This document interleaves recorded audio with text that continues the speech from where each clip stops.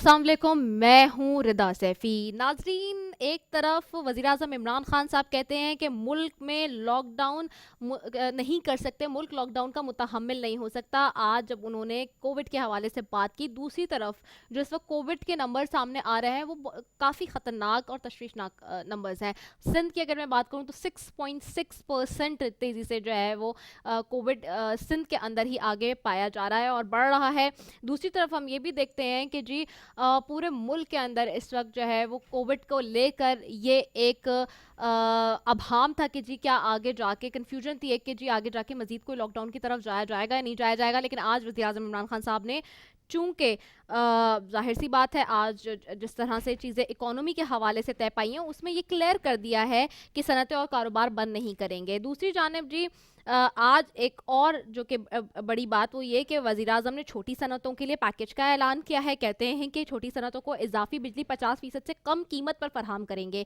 क्या वाकई हमारे पास इतनी बिजली है वाफिर मकदार में कि हम जो है 50% से कम कीमत पर फराहम करें? जबकि जबकि यहाँ पे आज ये बात इस तरह क्लैश होती हुई नजर आ रही है कि आईएमएफ कुछ और कह रहा है। आज आईएमएफ ने ये बात कही है कि जी आपके जो गर्दिशी कर्जे हैं आपने उसको कम करना है और उसके लिए अगर आपने पेमेंट की रिकवरी करनी है तो उसके लिए आपको अपनी इलेक्ट्रिसिटी पर ही वो बोझ डालना होगा।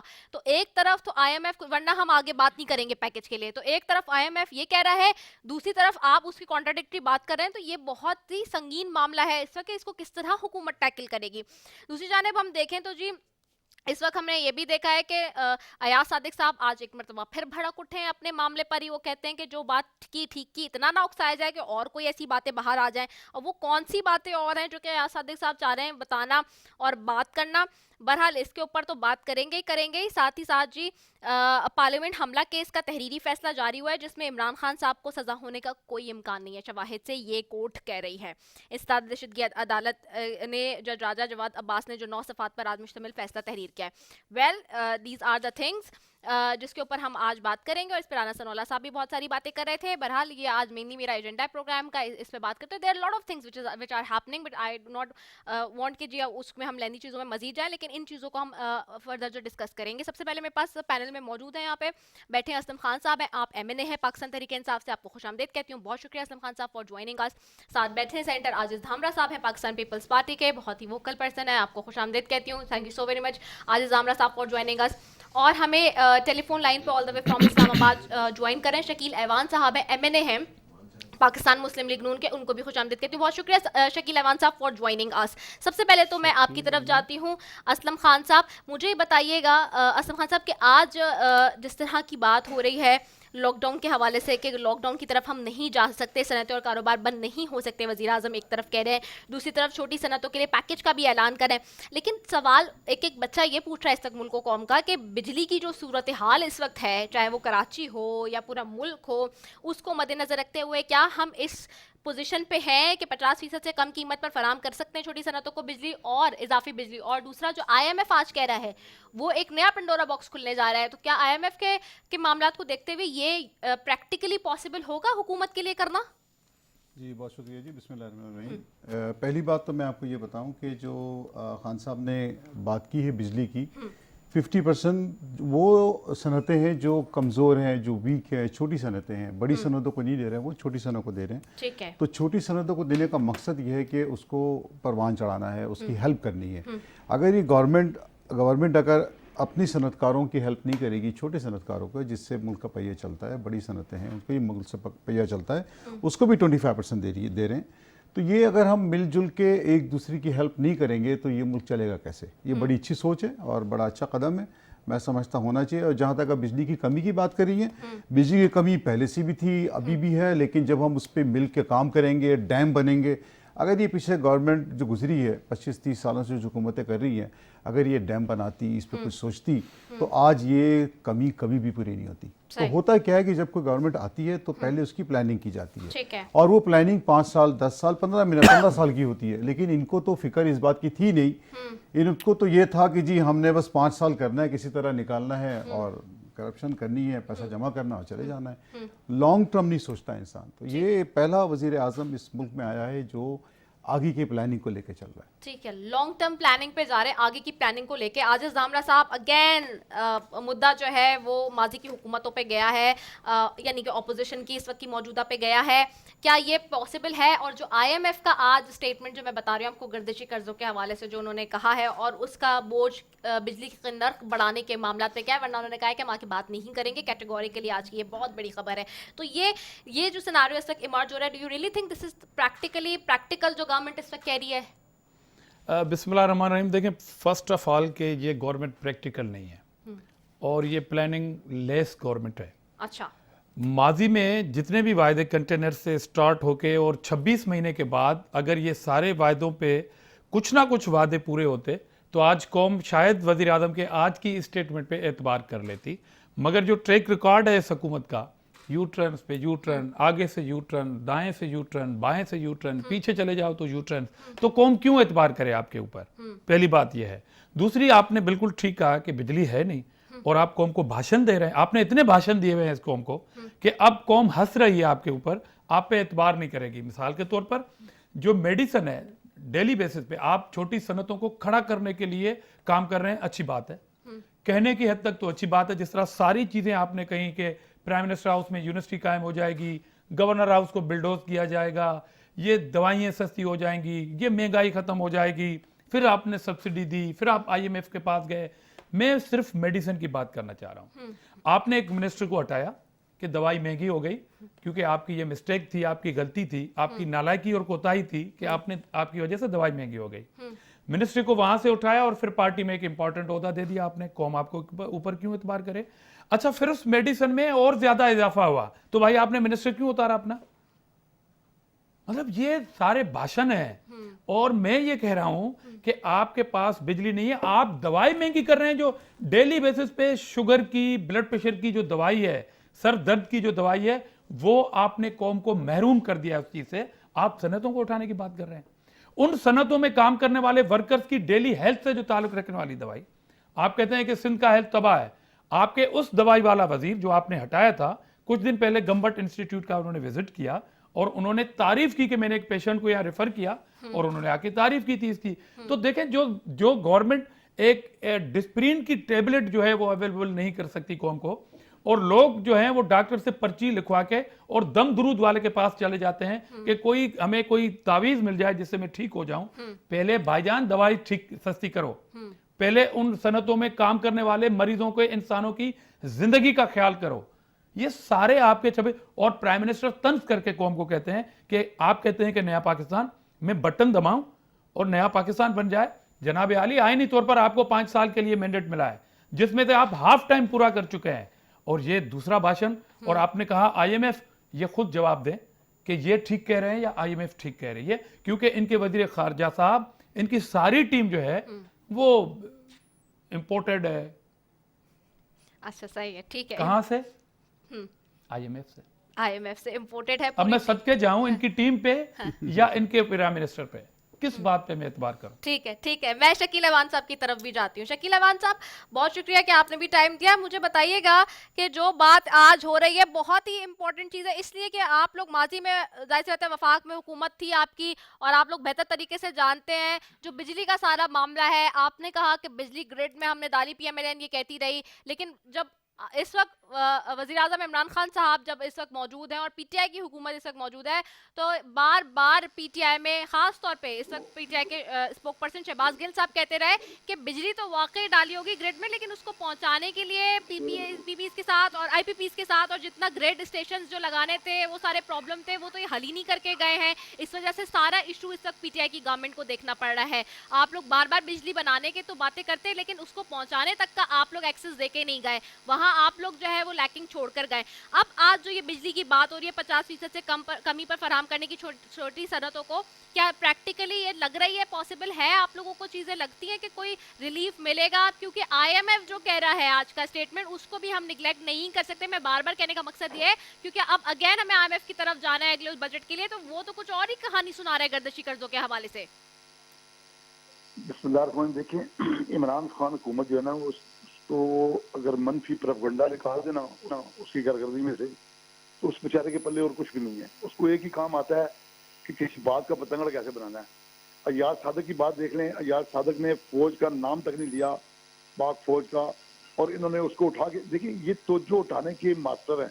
मैं ये उस पे भी पब्लिक आऊंगी, वो मेरा सेकंड टॉपिक वही है। शकील अहमद साहब पहले इस पे जवाब दे दें। सुने ना, गुजारिश सुन हाँ लें। हाँ आज जो बिजली की आप बात कर रहे हैं ना, आईएमएफ के पास जा रहे हैं, ये उसी आईएमएफ के पास जा रहे हैं जिसके बारे में इमरान खान ने कहा था कि मैं आईएमएफ से जाने से बेहतर मैं खुदकुशी कर लूंगा। अब जब आईएमएफ के पास जाएंगे, उसकी शराइत को पूरा करने के लिए उन्होंने कुछ तो करना है ना। आज बिजली वो कहते हैं कि हमारी वजह से बिजली महंगी हो रही है, क्योंकि जब बिजली के कारखाने लगे थे, हमने आईपीपी से जब एग्रीमेंट किए थे, वो महंगे हो गए थे। टिंडे भी 150 रुपए किलो में हम एग्रीमेंट करके थे, आलू 100 रुपए किलो में हम एग्रीमेंट करके थे, अंडे आज 180 रुपए दर्जन है, वो हम एग्रीमेंट करके थे। इसकी किस किस बात का आप जवाब देंगी? देखिए, इसको पब्लिक से, इसको आवाम से कोई दिलचस्पी नहीं है। इसको सिर्फ मैंने आपसे गुजारिश की, ये एक मसले के ऊपर दूसरा मसला फेंक के पहले मसले को दबा देता है। बाकी रह गया सवाल, ये उस मुल्क की बात है, मियां नवाज शरीफ जब आए थे, ये मुल्क अंधेरों में डूबा हुआ था। अंधेरे में डूबा हुए पाकिस्तान को नवाज शरीफ ने दोबारा, कराची को बिलखसूस रोशनियों का शहर बनाया। इनसे तो कराची में, इनसे तो एक जो ये के जरिए ये सप्लाई दे रहे हैं कराची की बिजली की, उसमें इनके अपने हिस्से हैं। इनके क्या मामलात है कि आज तक ये उस मामले में हाथ नहीं डालते। ये जब इनसे पूछो, किसी भी बात का पूछोगे, इन्होंने 2.5 साल हो गए, इनको एक ही रोना आता है कि जनाब वो नवाज शरीफ फलाना काम कर देता तो ऐसे हो जाता। तो फिर तुम किस लिए आए हो? सारे काम नवाज शरीफ ने करने थे, तो फिर नवाज शरीफ को रहने दो। फिर तुम जाओ, इस्तीफा दे के घर जाओ और देखो उस पाकिस्तान को, जिस पाकिस्तान में लोग इसकी पाकिस्तान से जो एयर सफर करते थे ना, तो उस रूट में नहीं बैठते थे जो जिसमें पाकिस्तान की हदूद शामिल हो, फजाई हदूद। तो उसके बाद नवाज शरीफ ने करके दिखाया कि कराची से लेकर खैबर तक और पिंडी से लेकर गिलगित बल्तिस्तान तक उसने अमन कायम करके दिखाया। उस नवाज शरीफ ने इस मुल्क में रोशनियां बहाल की। उस नवाज शरीफ ने मोटरवे का टूटा हुआ सिलसिला दोबारा शुरू किया, मेट्रो दी, ट्रेनें दी, क्या नहीं दिया।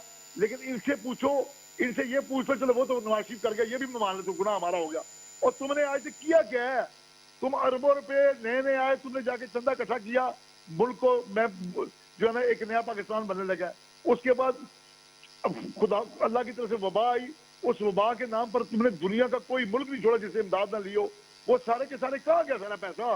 किसी की एक ढेला तुमने तनख्वाह नहीं बढ़ाई, जो वो भी नवाज शरीफ एग्रीमेंट करके चला गया था कि किसी की 10 पैसे भी तनख्वाह ना बढ़ाना। महंगाई का आलम यह है कि जो नवाज शरीफ चीनी 50 रुपए छोड़ गया था, वो 125 रुपए 75 रुपए पर किलो महंगी हुई है, और वो रुकने का नाम ही नहीं ले रही। आटे की कीमत रुकने का नाम ही नहीं ले रही। कोई दुनिया की चीज जो इंसान के यूज में आती है, उसको देखने के पर लगा दिए इसने आके। अच्छा। मैं अगले दिन एक गुजारिश, मेरी आखिरी गुजारिश सुन जी जी जी मैं एक, अगर आप सुन सकती होती ना जुबान, या मैं सुन सकता, हमें इतनी सलाहियत होती कि हम अजनास की भी आवाज सुन लेते। तो आज एक सिर्फ निमक रह गया जो बार बार चिल्ला रहा है कि इमरान खान प्राइम मिनिस्टर साहब, मेरा भी नोटिस ले लो, तो मेरी भी इज्जत बन जाए, तो मेरा भी भाव तौल चढ़ जाए। जिस चीज का मौसूफ नोटिस लेते हैं वो आसमान में बोल जाए, एक निमक रह गया, इसका नोटिस नहीं हुआ आज तक। तो बाकी की कौन क्या करेगी, कहाँ से खाएगी, क्या करे? इसकी बातें सुन सुन कर लोगों के कान पक गए हैं कि फलाना काम फलाना करके फलाना। अपना बता, तूने क्या किया अभी तक? सारे मुल्क बर्बाद करने के यही ठेका लिया उन्होंने। मैं शकील अहमद साहब, मैं जरा असलम खान साहब के से जवाब ले लूँ इन सारी चीज़ों का। असलम साहब, कोई भी ऑपोजिशन की पार्टी इस वक्त जो है ना, वो एक तरीके से क्या कहें कि मुतमईन नहीं है हुकूमत की और पॉलिसी से, और इस पे भी बात यही करें कि बिजली नहीं है तो आप देंगे किस तरह से सब्सिडीज़ के ऊपर या 50% से कीमत कम पर। और फिर जो IMF आज कह रहा है उसका जवाब दे दें कि आप लोग फिर कैसे जाएंगे। वो तो इस बात को इससे ही लिंक्ड अप कर रहा है कि आपने नर्ख बढ़ाने हैं तो बिजली के नर्ख बढ़ाएं, इसमें आप गर्दिशी कर्जों के लिए अगर आपने आगे जाना है, और फिर अगले पैकेज के लिए भी IMF ये कह रहे थे कि हम तब तक बात नहीं करेंगे अगर आपने जो है इसके ऊपर अमल नहीं किया। खाली अपनी मर्जी की शराइत पर तो नहीं दे सकते कर्जा। जब जाते हैं तो उनकी अपनी शराइत जवाबे देख लंबी कतार है, फहरिस्त है जिसके ऊपर हमें फॉलो करना पड़ता है, वरना तो वो हमें किसी तौर से काबिल कबूल हम नहीं होते उनके लिए। देखिए जी, पहली बात तो ये है कि जो भाई वहाँ बैठे हैं नून लीग के, जो उन्होंने बात की महंगाई बिल्कुल हम मानते हैं, महंगाई हो गई, कोई शक नहीं है। लेकिन शायद आप लोग ये नहीं भूल रहे कि जी अभी कुछ अर्से पहले टमाटर मेरे ख्याल में 10 रुपए, 5 रुपए, 20 रुपए किलो पे बिका है। उसकी वजह से देखिए कॉमन सेंस इंसान के अंदर कि जिस चीज की डिमांड बढ़ती है उस चीज की प्राइस बढ़ जाती है। दुनिया में हर जगह यही होता है। तो इस चीज़ की डिमांड बढ़ी है, पैसे का उसकी प्राइस बढ़ गई। अब जैसी डिमांड, अब जैसे आप अब इस वक्त अनियन को ले लें, आप एक्सपोर्ट हो रहा है, बांग्लादेश जा रहा है, श्रीलंका जा रहा है, इधर जा रहा है, उधर जा रहा है, सब जगह जा रहा है। और क्यों उसकी वो दिया गया है आजकल कि नहीं जी इसको हमने डिले करना है, इसको हमने ये एक्सपोर्ट अभी नहीं करना है टाइम। उसकी वजह सिर्फ ये है कि डिमांड जब ज़्यादा होती है, अगर आप उसको एक्सपोर्ट करना शुरू कर देंगे और शॉर्टेज आपकी है तो पैसे तो बढ़ेंगे। दूसरी बात, ये जो मेरे समझ नहीं आती, 25, 30, 40 साल से ये दोनों पार्टियां कर रही है। इस बात को सब एग्री कर, इस बात को 22 करोड़ आवाम भी मानती है कि 25 साल 30 साल से इन्होंने क्या किया इस मुल्क के लिए, मुझे बता दें। ये बकौल ये कहते हैं कि हमने रोडें बना दी, बिल्कुल बना दी, हम मानते हैं, हम तो नहीं कह रहे आपने बनाई है, लेकिन आप उसमें करप्शन कितना किया ये तो बताइए। पानी, हवा, ये इंसान की नेसेसिटी है, ये जरूरत है। आपने उसके लिए क्या किया? कोई डैम बनाया आपने आज तक? अगर आज ये डैम बने होते तो बखुदा मैं आपको बताऊं, ये आज ना पानी की शॉर्टेज होती, ना इस बिजली की शॉर्टेज होती, ना किसी और चीज की मसले मसाइल दूर होते हैं। ये सब मसले अपनी जगह ऑटोमेटिकली ठीक हो जाते हैं। आपने कुछ किया ही नहीं, फिर कहते हैं कि जी महंगाई महंगाई महंगाई। और IMF की बात करें, भाई IMF को जो मौका इसलिए मिल रहा है भाई कि आप ये देखें कि आज और कल की तारीख में $20 बिलियन जो है ना इस गवर्नमेंट ने दिया है। अगर आप जीरो करके जाते, उसके बाद हम हमसे कंप्लेन करते कि आपने कुछ नहीं किया इस 2.5 सालों में, तो हम आपको बोलते आपने कुछ छोड़ा ही नहीं। जो चीजें आपने बिगाड़ दी, पूरा एक बिल्डिंग है उसको आपने गिरा दिया, ग्रेनाइट लगा के, उसको आपने टाइम बम लगा के उसको उड़ा दिया। अब आप कहते हैं कि बिल्डिंग फटाफट बना लो, उसको बनाने में, उसको स्ट्रक्चर को खड़ा करने में टाइम लगता है। ये किस मुंह से कहते हैं? मैं बखुदा जब मैं इलेक्शन में आया हूं और मैं लोगों के पास गया, आवाम के पास गया हूं, मैं वाहिद एमएलए था कराची में जिसने ये कहा था कि जी 2 हफ्ते पहले कहा था कि मैं जीत रहा हूं। मुझसे पूछा गया, मेरी पार्टी ने पूछा गया आप कैसे कह सकते हैं ये बात जीत रहे? मैंने कहा मैंने लोगों के उम्मीदें देखी, लोगों को चेंज चाहिए। ये वही गवर्नमेंट नहीं चाहिए जो सिंध की गवर्नमेंट है वो कहां है और कब होगी, क्या करेगी और कब होगी, क्या करेगी आपके सामने ही है। कराची का आपके सामने है, कराची का इन्होंने बेड़ा बात करके रख दिया। इनको सिंध में ले जाएं, सिंध का बेड़ा मईशत का बेड़ा कर दिया। और ये हम इल्जाम देते भाई आप पहले अपनी चीजों को अगर आप ठीक करके रखते, उसके बाद हमें देते, आप जीरो करके दे देते, फिर आप हमसे पूछते कि हाँ जी आपने क्या किया। आपकी बात बहुत अच्छी है सुनने में भी और देख समझने में भी कि आपने कहा कि उम्मीदें क्या नहीं होगी ना। देखें 30-40 साल की गड़बड़, 40 साल का गंद, 30-40 साल का कचरा, मुझे बताइए क्या 2 साल में साफ हो जाएगा? आपको लगता है इज दैट इजी? सेंस की बात करें, सेंस 2 साल में लोगों को आके चिल्लाना, सेंस की बात करें, आप मुझे बताइए आज लोगों को आके सवा 2 साल की तारीख मचाना। आप मुझे बताइए आज तक अपोजिशन ने गवर्नमेंट सवा 2 साल तारीख के अंदर सुने नहीं, मैं बताता हूं ना, मैं होता हूं ना पार्लियामेंट में मौजूद, मुझे पता है, और दोनों को साथ चलना होता है। सुने नहीं, मैं बताता हूं ना, मैं होता हूं ना पार्लियामेंट में मौजूद, मुझे पता है, दोनों को साथ चलना हुई। हम कहते हैं महंगी हुई, हम मानते हैं, एक्सरसाइज करो। आपने करप्शन किया, आप मानो तो सही। आप दवा मानते तो नहीं, कहते हैं हम तो मान रहे हैं, हम मानते हैं, ठीक करेंगे। आपने करप्शन किया, आप मानो तो सही। 5 साल के बाद मानते तो नहीं, हम तो मान रहे हैं आज मैं अपनी ठीक करेंगे। कौन करेगा? कॉन्स्टिट्यूएंसी में अपने अवाम को मराहत नहीं दे सकूं, मैं अपनी ठीक नहीं कर सकूं, उनके मसले नहीं कर सकूं, मैं मराहत नहीं दे सकूं, मैं ये डंकी की चोट पर बोल के जा रहा हूं, उनके मसले मसाइल को हल नहीं कर सकूं, मैं नहीं खड़ा हूंगा दोबारा, नहीं खड़ा हूं, डंकी की चोट पर बोल के जा रहा हूं। मैं 5 साल के बाद कैसे जाऊंगा उनके पास? ये इतने बेगैर रहते हैं, ये इतने बेशरम है कि इनको शर्म नहीं आती है। 40 साल ये इतने बेगैर रहते हैं, ये बेशरम है। मेरा लफ्ज़ जज्बात अब मेरा लफ्ज़ सुन ले, कौम आपके लिए क्या कह रही है बोलते हुए आदमी क्या हो जाता है, मतलब इनको शर्म आनी चाहिए। 25-30 मैं भी अल्फाज वापस ले लूंगा अपने, मगर जो कौम कह रही है वो बताऊंगा। 25-30 साल से हुकूमत करने के बाद आप कहते कि जी हमने तो ये कर दिया, आपको शर्म? आप भाई 2 साल हुए हैं, 25 साल का गन 2 साल में ठीक नहीं हो सकता, टाइम लगेगा। 5 साल के बाद अगर आप मुझे बिठाएं और मुझसे पूछें, फिर मैं आपको जवाब दूंगा। ठीक है, चले मैंने एक शॉर्ट कमर्शियल ब्रेक की तरफ जाना है, मैं आते फिर आजिज हामरा साहब रिस्पॉन्ड करेंगे, मैं उनकी तरफ आऊंगी। Stay tune.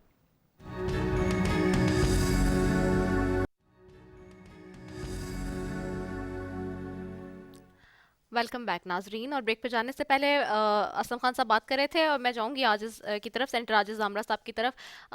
आप रिस्पॉन्ड करना चाह रहे थे बात पे। जी अभी असलम साहब ने कहा और आपने भी क्वेश्चन यहाँ से स्टार्ट किया था। हाँ। कि अपोजिशन आपसे मुतमिन नहीं है, हमने तौबा कर ली, हम चुप करके बैठे हुए हैं। ये अपने असेंबली मेंबरान को ज़रा मुतमिन करें जो नेशनल असेंबली के फ्लोर पे सिर्फ दवाई की महंगी के ऊपर क्या कुछ कह रहे हैं और निजी कचहरियों में फिर जब हमसे बैठते हैं तो क्या अल्फाज इस्तेमाल करते हैं। अब हम आते हैं कि छोड़ें कौम मुतमिन होती है या नहीं होती। अपोजिशन को भी आप छोड़ दें कि वो मुतमिन होती नहीं है, ठीक है। ये कहते हैं एहत साहब भाई, फिर आप कहते हैं कि जी आपने एक दूसरे पे पुराने केसेस डाल दिए। चलो जी, हम पुराने केसेस डाले हुए हमारे ऊपर, हम जाने, नेब जाने, अदालत जाने, ठीक है। 18 अगस्त 2018 के बाद का एहसाब जरा आप कोई बताएं हमें। एक सब्सिडी दी, आपकी नजर में सब्सिडी हराम होती थी और जो करप्ट हुक्मरान होते थे वो सब्सिडी देते थे। पंजाब के चीफ मिनिस्टर वसीम अकरम प्लस, जो खुद वसीम अकरम के नाम की तौहीन है एक बहुत बड़ी, उस प्लस ने एक तरीन साहब जो आपको प्राइवेट जहाज देते थे, जो आजाद अराकीन की खरीदो फरोख्त को आप हराम कहते थे सियासत में, उसकी जहाज के बगैर आपकी हुकूमत बन नहीं सकती थी। उस सब्सिडी में वो मुलविस है, वो आपकी पार्टी का है, वो लंदन बैठा हुआ है। एहतसाब शुरू करना है तो कर देना। 18 अगस्त 2018 के बाद एक ही केस। कल तो परवेज खटक साहब भी बोल पड़े उनके हवाले से। देखें, वो इन्हीं की कमीशन बनाई हुई थी। परवेज खटक साहब ने भी उन पे बात कर ली ना, जहांगीर तरीन साहब पे बात कर रहे हैं। इसलिए मैं कह रहा हूं, वहां खड़े हुए जब उन्होंने मैं इसलिए कह रहा हूं, आप अपोजिशन के मुतमिन होने का इंतजार भी ना करें। आप सिर्फ अपने जो अराकीन हैं, जो कौमी असेंबली में बयानात दे रहे हैं, आप उनका जवाब दें। और एमनेस्टी स्कीम साहब मौसूफ कंटेनर पे होते थे तो कहते थे कि ये हराम है, मगर एमनेस्टी स्कीम बाजी को देने के लिए क्या नहीं दी गई उसको? और सिलाई मशीन के प्रॉपर्टी जो है वो अमेरिका में बनी हुई है, लेके आए पैसा पाकिस्तान में, खर्च करें कि इन्होंने कौम को लूटा है, हम अपने पैसे पाकिस्तान में खर्च करेंगे। लेके आए तरीन को कि हम इसको जेल में डालते हैं, ये चोर हैं सारे, मगर मैं अपने चोरों को नहीं छोड़ूंगा। तो इसलिए मेरे कहने का मकसद ये है। और दूसरी बात अभी असलम खान साहब ने की, 35-40 साल से, क्या ये मुल्क 35-40 साल से बना है? क्या 35-40 साल, 74 साल पाकिस्तान को हुए हैं? क्या 50% जो आमरीतों का दौर था उसमें कहते हुए आपके लब जलते हैं? आपकी जबान पे पाबंदी है इसलिए कि आप डरते हैं, आपकी टांगें तब कांपती हैं। इसलिए ये मैं कहता हूं, एक मंसूबा था। चलो 2 साल पे मैं 2 साल पे मैं आपको छोड़ देता हूं, 2 साल पे मैं आपको छोड़ देता हूं।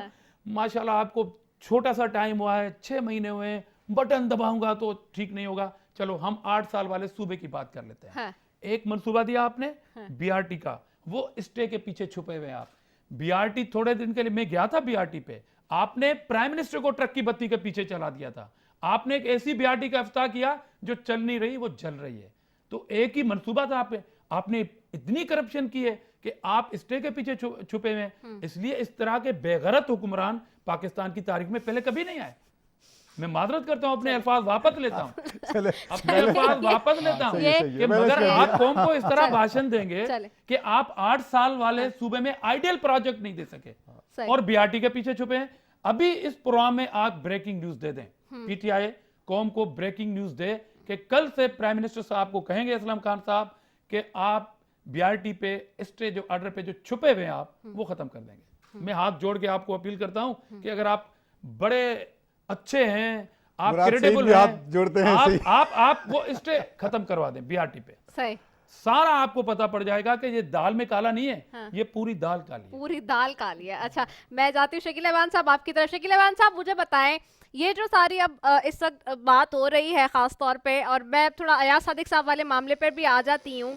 ये अयाज सादिक साहब ने ऐसा जो जुमला कहा खास तौर पर, क्या और आपने भी कहा कि उसमें उन्होंने किसी इदारों को कुछ नहीं कहा था, उन्होंने शाह महमूद कुरैशी साहब की बात की, लेकिन देखें एक हमारे सेंटिमेंट तो है ना, एक जो हमारा अजली अबदी जो भी आप कह लें दुश्मन भारत तो है ना, उसके हवाले से स्टेटमेंट देते हुए हमें मोहतात तो रहना चाहिए ना। तो अयाज सादिक साहब को मोहतात नहीं होना चाहिए था, जैसे कि आज भी वो बात कर रहे हैं कि जी जो बात की ठीक की, इतना ना उकसाया जाए और बार बार मुझे जो है वो गद्दार कहा जाता है, रोज कहा जाए कि आप में मोदी की रूह है, तो फिर आप जज्बात में आकर ये बात नहीं करेंगे क्या? वो सवाल कर रहे थे।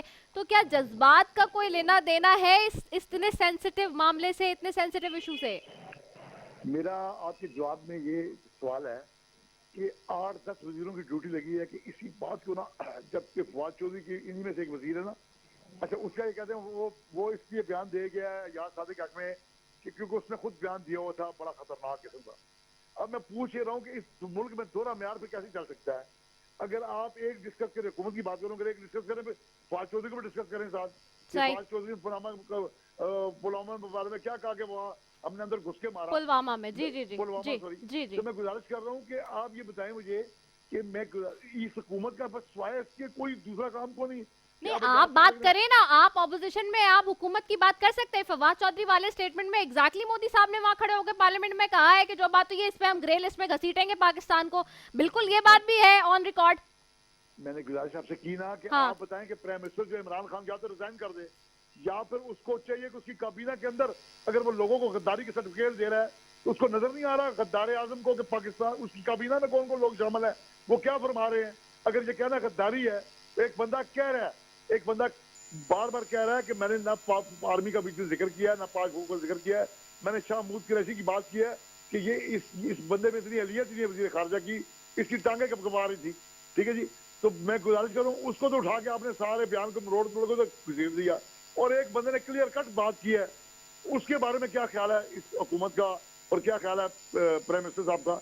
इसलिए मैं गुजारिश की ना कि इनका देखिए सारा दारोमदार इस बात पे है कि 2.5 साल पहले गुजार दिए हैं, अगले 2.5 साल भी ऐसे गुजार दो खींचातानी में, वो ये क्या गया, वो पिछला खा गया, अगला खा गया। अच्छा मैं गुजारिश करता हूँ आपसे, पूरे जहान के ये ले रहे हैं कि जी इसका रहन सहन जो है इसके अजराय आमदन से मुताबिक नहीं करता, ये नोटिस हो रहा है।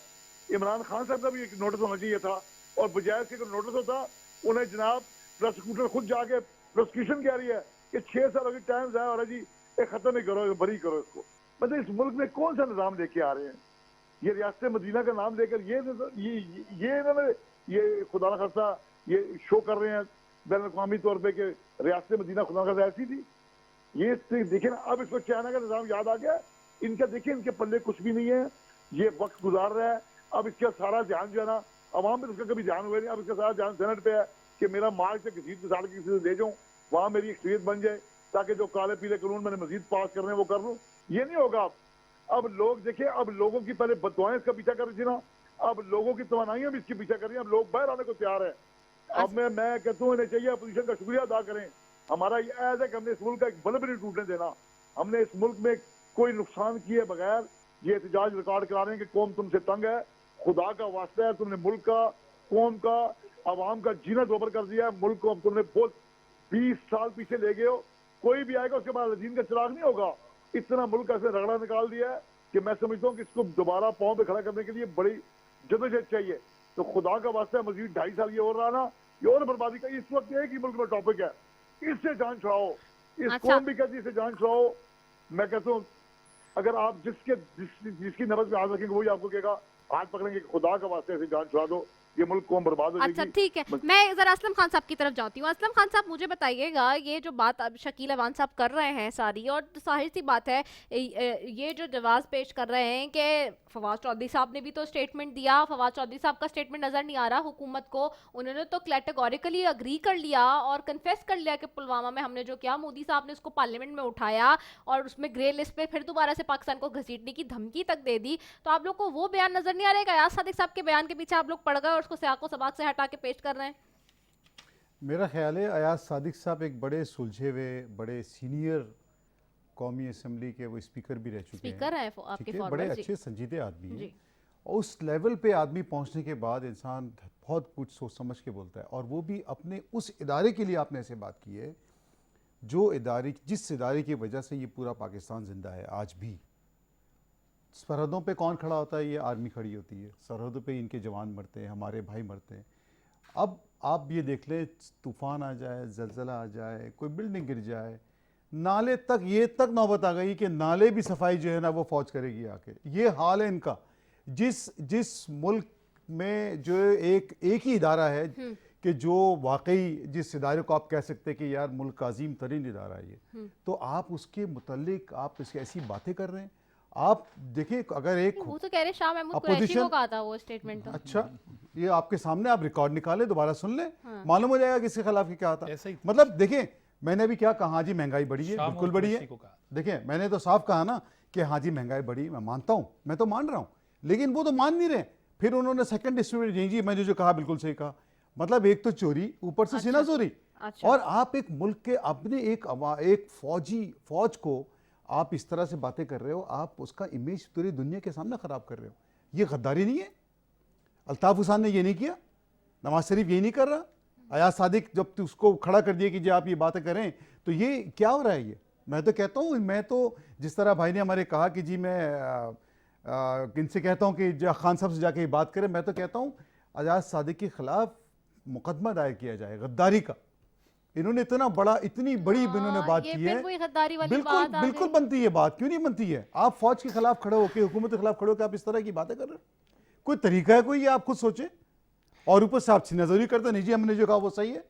ये हो क्या रहा है? ये उस अच्छा, फौज के लिए आप सोचें, ये फौज कहां नहीं होती आप मुझे बता दें। जलजला आए तो फौज मौजूद, लेकिन आग उस लग जाए तो स्टेटमेंट में फौज आप ये तो बता दें कि उन्होंने कहा क्या कहा फौज के बारे में, ये तो बताया। उसमें तो शाह महमूद कुरैशी साहब का स्टेटमेंट है वो सारा। नहीं, आप लगा के लेना, आप मैंने टीवी तो पे देखी है, चेक कर पूरी लें, क्लिप आप चेक देखी है करके मैंने देख वो लें कौमी असेंबली का कि पूरा। उन्होंने आय सादिक ने क्या कहा। उन्होंने तो खुद शाह एडमिट किया महमूद ना। कुरैशी साहब को कहा कि उनकी टांगे कांप रही थी, वो डरे हुए थे, उन्हीं के बारे में बात की। फॉरेन मिनिस्टर के लायक नहीं है वो, ये बातें की उन्होंने सारी शाह बिल्कुल। महमूद कुरैशी साहब के बारे में। नहीं, ऐसी बात बिल्कुल नहीं कि उन्होंने डायरेक्ट फौज को बात की है, फौज के खिलाफ बात की है, हुकूमत के खिलाफ बात की है। चलो ठीक है, हुकूमत के खिलाफ आपने बात की, आपका आप अपोजिशन में आप कर सकते हो। और जो लेकिन फवाद आप चौधरी साहब ने स्टेटमेंट दिया, वाज दैट फेयर इनफ? नहीं है। देखें, अगर उसको वो तो तमगा मिलना स्टेटमेंट, चाहिए। उस स्टेटमेंट का मुझे नहीं पता उस स्टेटमेंट क्या थी। वो आप फवाद चौधरी से फोन करें, उनसे पूछ लें उन्होंने क्या स्टेटमेंट दी है। नहीं नहीं, वो तो मुझे पता है। मैं आपसे पूछ रही हूँ बीइंग अ पार्टी मेंबर के, क्या वो सही था जिसके ऊपर मोदी हमें ये धमकियां दे रहा है वहां से बैठ के कि ग्रे लिस्ट में ले जाएगा वो हमें घसीट के? क्या ग्रे लिस्ट इतना में लेके कौन जज्बाती गया? स्टेटमेंट अच्छा, देना ग्रे लिस्ट चाहिए में था? गया? पाकिस्तान गया क्यों ग्रे लिस्ट में? किसकी वजह से गया? ऑफ कोर्स इनकी गवर्नमेंट थी पीएमएल। तो फिर माने ना इस बात को। मैं तो कह रहा हूं माने तो सही, एक दफा तो बोले कि हाँ जी हमने ये गलती की, हमने ये गुनाह किया, हमने ये सब नाजायज। ये सिंध हुकूमत क्या कर रही है आप मुझे बताइए। कराची आप घूमती है ना, कराची का क्या हाल है? कोई यहाँ जो बैठे, जितने कैमरामैन बैठे, टेक्निकल लोग, टेक्नीशियन बैठे, मुझे बताया कराची मैं का एग्री क्या करता किया, हूं। सिंध का क्या किया। एग्री करता हूं। ढाई एक point है कि साढ़े मैं agree बारह, करता एक हूं। मिनट, नहीं, साढ़े नहीं, मैं बारह, आपकी तारीफ कर रहा हूं। साढ़े इस पे 12 लाख, सिंध गवर्नमेंट के खिलाफ गद्दारी का मुकदमा होना चाहिए। साढ़े बारह लाख टन गंदुम मौजूद है, लेकिन वो फ्लोर मिल को नहीं दिया जा रहा। सही। ये तो हाल है सिंध गवर्नमेंट का। किसी जगह चले जाओ, कोई डिपार्टमेंट आप मुझे बता दें जहां पैसे भी दिए बगैर काम होता है। कोई डिपार्टमेंट, यहाँ 8-10 लोग खड़े में ना, आप मुझे बताइए एक डिपार्टमेंट मुझे बता दे कराची में, सिंध के अंदर, जहां पे बगैर पैसों के काम होता है। आप मैं तो इनके बोल खिलाफ के क्यों नहीं केसेस लेके जा रहे कोर्ट्स में? लेके जा रहे हैं, बिल्कुल गए। मैं सुप्रीम कोर्ट में गया हूं, मैंने पिटीशन डाली हुई है सही। हुकूमत के खिलाफ। आएगी इंशाल्लाह, बहुत जल्दी आएगी, ठीक आप है। देखिएगा। क्योंकि अगर वज़ीर आज़म साहब भी आज जैसे भी जब बात सनतों की हो रही थी तो उस वक्त भी वो ऑपोजिशन की बात कर रहे थे, तो ऑपोजिशन को आप लोग कोर्ट्स में ले जाएं, कटहरे में ले जाएं। 2.5 साल से भी आपके पास नहीं, हुकूमत है, मैं तो इदारे सिंध आपके गवर्नमेंट पास की है। बात कर रहा हूँ, अपोजिशन तो है ही है। मैं तो देखिए, मैं कराची में रहता हूँ ना, मैं हाँ। सिंध का हूँ। नहीं, चाहे मैं सिंध सिंध गवर्नमेंट से भी हूँ। तो पीपल्स पार्टी बिल्कुल ऑपोजिशन है, है ना बिल्कुल आपकी। जाएंगे, और हाँ। क्या, बिल्कुल जाएंगे। ले जाए, 2.5 साल तो हो गए, उनके खिलाफ सबूत भी 2.5 ले साल जाए, में जिन्होंने बेड़ा गर्क किया उसको संभालते 2.5 साल गुजर गए। संभालते संभालते 2.5 साल। संभालते 2.5 साल गुजर गए। ठीक है, Aajiz, I am coming to you. 5 साल के बाद बात करें तो फिर हम बताएंगे आपको। 5 साल के बाद बात करें। मुझे बताएं, एक तो सिंध गवर्नमेंट से बहुत ही ज़्यादा जो है ना वो इस तक शिकायतें हैं, जैसे कि असलम खान साहब भी कह रहे हैं कि जी सिंध में क्या हुआ, कराची में क्या हुआ, वो अपनी जगह है। दूसरी तरफ ये बताएं कि ये अयाज सादिक साहब का और फवाद चौधरी साहब का जो स्टेटमेंट है, ये क्या ये हम मेच्योरिटी की तरफ कुछ जा रहे हैं या हम अभी भी इमेच्योर ही हैं? इतने साल हो गए हमारे सियासतदानों को ये समझ नहीं आया कि जज्बात में आके क्या बात करनी है, क्या नहीं करनी, किस लिमिट तक जाना है। क्योंकि फवाद चौधरी साहब ने पुलवामा वाला कन्फेशन उनका वो वहाँ पे पार्लियामेंट में चल रहा है। अयाज सादिक साहब ने जो स्टेटमेंट दिया वो हेडलाइंस बनी रही सारी खबरों की। So where we are heading towards, कहाँ जा रहे हैं हम? तो पहली बात तो ये है कि सिंध गवर्नमेंट के खिलाफ तो एक गद्दारी का मुकदमा होना चाहिए, क्योंकि नाले साफ नहीं हैं और करप्शन है। और इनके एक एमएनए ने स्पीच की थी नेशनल असेंबली में कि रेलवे की एक नौकरी 1.5 लाख रुपए में बिक रही है। वो रेलवे जो वजीर है वो इनके तर्जुमान भी हैं और पता नहीं कितनों के तर्जुमान हैं एट ए टाइम, रेलवे के जो वजीर हैं। देखिए, दूसरी बात यह है कि ये जितना फौज को ये बदनाम कर रहे हैं और ख़राब कर रहे हैं ना, इंशाल्लाह होगी नहीं ऐसी। ये पता नहीं क्यों समझते हैं कि फौज पीटीआई की है। फौज रियासती इदारा है, फौज मेरी भी है। मैं भी सलूट करता हूं सरहद पे खड़े होने वाले सिपाही को, बहुत शुक्रिया, मुझे भी फख्र है उस खाकी वर्दी के ऊपर। Thank you. मगर एज ए इंस्टीट्यूट आप इस बात को डिनाई करेंगे पाकिस्तान की 74 साल तारीख में कि यहां पर मार्शल लॉ नहीं लगे? किसने लगाए? कौन से सिविलियन इदारे ने लगाए? इंडिविजुअल्स जो गलत करेगा उसको आप कोड करेंगे, आप नहीं करेंगे, तारीख करेगी। मगर आप इतने छुपे हुए हैं कि फौज का नाम ले लिया। कहां पे फौज का नाम लिया?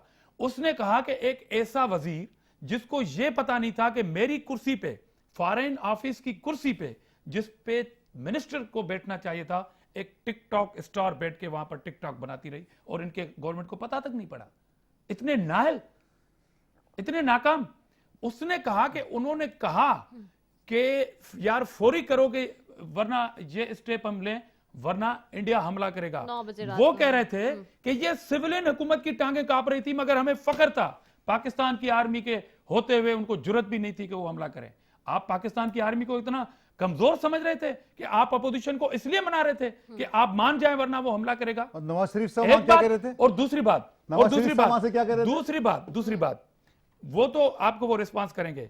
मोदी को इक्तदार में आने की दुआ किसने की थी? वजीर आजम पाकिस्तान इमरान अहमद न्याजी ने। ये रिकॉर्ड की बात है। मोदी को कौन मिस काले मार रहा था, काले मार रहा था, वो अटेंड नहीं कर रहा था, तो कौम को कहा कि मैं इसको काले कर रहा हूं, वो फोन नहीं उठा रहे। अच्छा, आपकी तारीख में, पाकिस्तान की सतत 74 साल तारीख के अंदर आजाद कश्मीर के वजीर आजम के खिलाफ अगर सरजमीन पाकिस्तान इस्तेमाल हुई गद्दारी के मुकदमे को, आपने मोदी को पैगाम दिया कि आजाद कश्मीर के वजीर आजम के खिलाफ गद्दारी का मुकदमा पंजाब के ऊपर पाकिस्तान की सरजमीन से हुआ। किसकी खिदमत कर रहे थे आप? क्या आपने आजाद कश्मीर के वजीर आजम को गद्दारी के लकब से नवाज दिया? अयाज पे कर दो, सिंध गवर्नमेंट पे कर दो, आजिज दामरा के ऊपर कर दो, मगर यह भी आपसे काम लिया गया। 5 अगस्त 2019 को जब सकूत कश्मीर हुआ, दौर किसका था? इमरान अहमद न्याजी का। क्या कहा गया कि हर जुम्मे को कौम आधे घंटे के लिए नमाज पढ़ने के बाद बाहर निकलेगी। एक जुम्मे को आप निकले और वहां पर साबका आपकी जो इतलात की वजीर फिरदौस अपना ऐवान साहबा ने आपको एक कश्मीर का झंडा देना चाहा, आपने लेने से इनकार कर दिया। और सोशल मीडिया बड़ी बेरहम है, उस पर क्लिप्स अभी भी पड़े हैं कि आपने आर्मी के पॉलिसी, आर्मी के इदारे के लिए आपके मौजूदा वजीर आजम ने क्या कहा, पीटीवी पे हमले के आपके मौजूदा सदर और वजीर आजम ने किस तरह खुशियां मांगी थी और मिठाइयां तकसीम की थी, वो भी किसी से ढकी छुपी नहीं है। ठीक है, तो इसलिए बहैसियत इदारा फौज पे मुझे फख्र है। और दूसरी बात, आपने कहा नाले साफ करने फौज आ जाए, आपने कहा जिलजिला आ जाए फौज आ जाए, बिल्डिंग।